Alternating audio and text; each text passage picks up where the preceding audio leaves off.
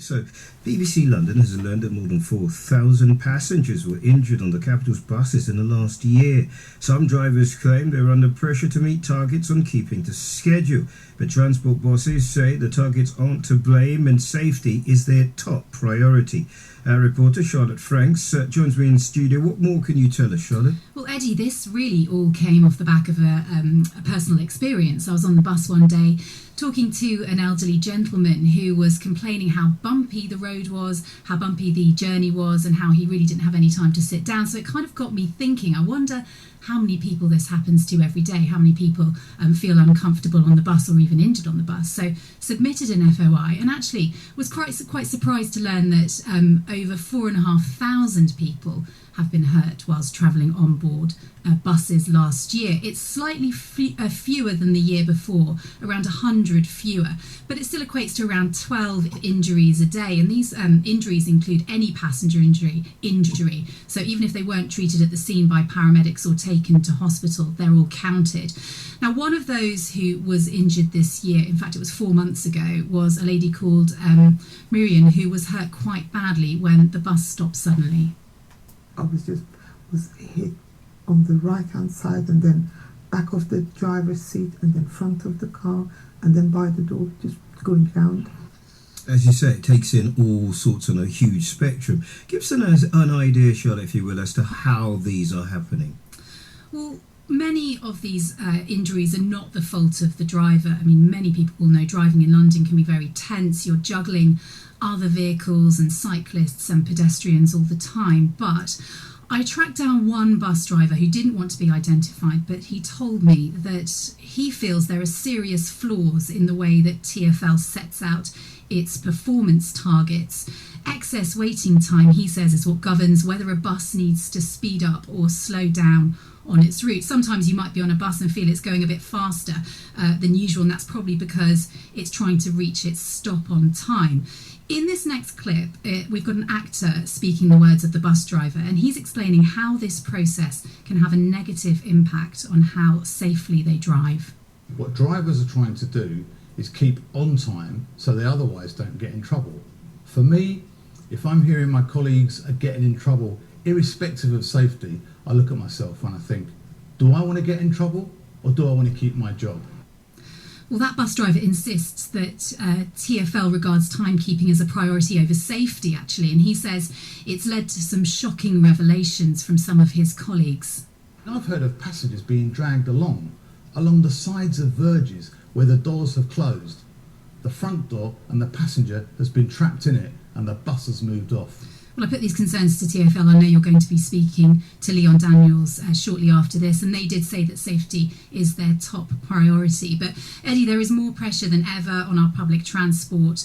We've just the other day heard that 500 more buses are going to be on the road. So I imagine passengers will hope that it won't mean an increase in the number of injuries. Charlotte, thank you very much. And Charlotte Franks there with that report. Interesting enough, it's how a friend of mine drives a bus, and I got on the other day and he gave me the opposite problem, that actually if you drove too quickly you'd get in trouble. Let's speak now, shall we, to Leon Daniels, TfL's Managing Director for Surface Transport. Leon, good evening to you. Eddie, good evening. Any injuries too many? Just give us the way that you view this number. It is high, and it is, I imagine for many of my listeners, surprisingly high. Of course, we absolutely say that one injury is one too many. We're working really very hard to reduce the number of people that are injured, and we've done really very well, down by some 40-50% really between 2008 and 2013. But still, one is one too many, and we absolutely have to bear down some more on this. But let's be clear: the numbers that we're hearing are about people who've been injured. That's everybody. That's whether it was the bus driver's fault, whether it was somebody else's fault, and it's about people who have perhaps been just taken to hospital for a checkup just to make sure that they're all okay. In very many cases, these are just bumps and so on, and without in any way minimising that, that's across the number of people, 6.5 million people every day on the bus network. That's 2.4 billion every year. So I'm going to say any one is one too many. Yes. We're working very, very hard. The number, in fact, carries lots and lots of people. Let's talk about the revelations from the bus driver there, that you prioritise targets over safety. Absolutely not. And it's really very clear. Safety is the top priority, and the driver is the person responsible for delivering that safety. Now, it's the same, if you fly an aeroplane. The captain on the aeroplane is taking instructions from air traffic control, but it's the captain who's in charge, and he can disregard those instructions if he wants to. Things are always done at the captain's discretion. Same on the buses. The bus driver is in charge. If he's getting instructions over the radio or in any other way about punctuality, of course we'd like him to comply, but not at the expense of safety. Fine, you say that, but certainly, Charlotte alluded to the fact that we're going to have 500 more buses on our roads, but also tucked away in that announcement was better training for bus drivers. What will that entail? Well, we're spending £25 million in the plan for further training, and that's because everywhere that we look, the customers are demanding higher quality. It's the same in retail. I love the way you put that. It's because something's wrongly on. What are you fixing? It's because we have to drive up further the standards. The customers are demanding higher standards. We want to deliver higher standards, and of course, as I've said, any one injury is far too many. So we're investing some more money. And if we think about some of the points that have been made on this program so far, this is about making sure that the bus service is good, making sure that it's punctual, making sure that the drivers are of course driving safely, and the drivers are completely equipped with all the skills that they need to deliver a fantastic service. That's what everybody wants. Yeah, no, it is. But if I put a call out for anybody who's been on a bus where they felt that the bus driver was, let's say, using their brake a little liberally, you know how many calls I would get? I'm sure we'll get some. I'm sure we'll get some calls about it, Eddie. And as you know, when I go out and drive a bus, in fact, I had Nick Ferrari from one of your rival stations as my conductor only the other day.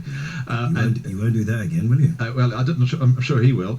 And one of the great things about that is that the driver is in charge. It's a lovely job because you're in charge and you're in charge of your own destiny. But of course, it's a very difficult job because the traffic is bad, the circumstances are different every day. So what my listeners want to know is that people aren't being put at risk because of outside pressures to do with keeping to a particular schedule. Well, absolutely not the case, because whilst everybody wants the bus to run on time and people want the bus to run at the times that they like it and at the right frequency, safety is absolutely the top priority. And just like with the captain of an aeroplane, no matter what the instructions that are being issued, it's the driver's decision as to what he does and how he does it. He's in charge of the bus, he's responsible for the safety, and safety is my and is TfL's top priority. Leon, we'll talk again soon. Thank you so much. Leon Daniels there, TfL's Managing Director for Surface Transport. Just to remind you, Sir Peter Hendy, his boss, will be here taking your calls next Tuesday, December the 9th on BBC London 94.9.